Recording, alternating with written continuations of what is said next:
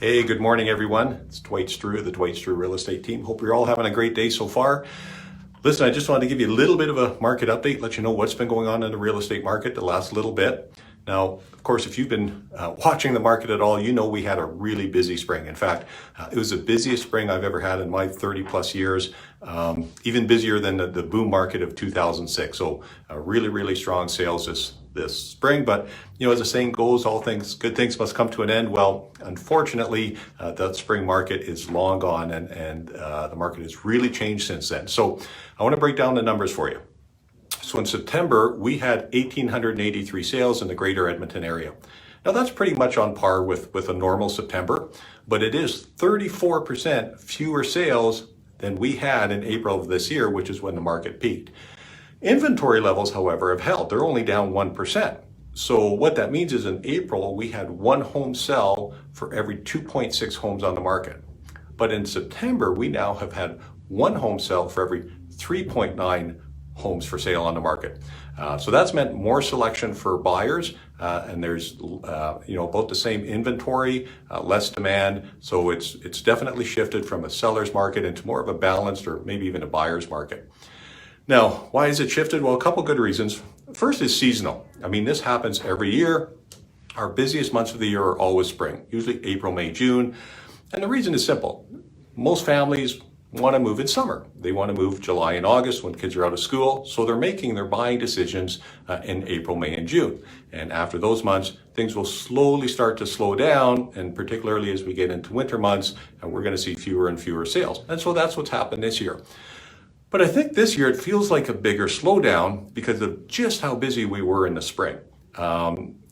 Again, if we look at our spring numbers, they were about 30% higher than what we might have seen in a normal spring market. So we kind of fell from a higher number, so to speak.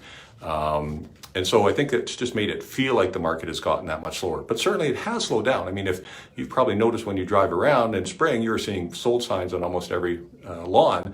Now you're seeing a lot more for sale signs and much fewer sold signs.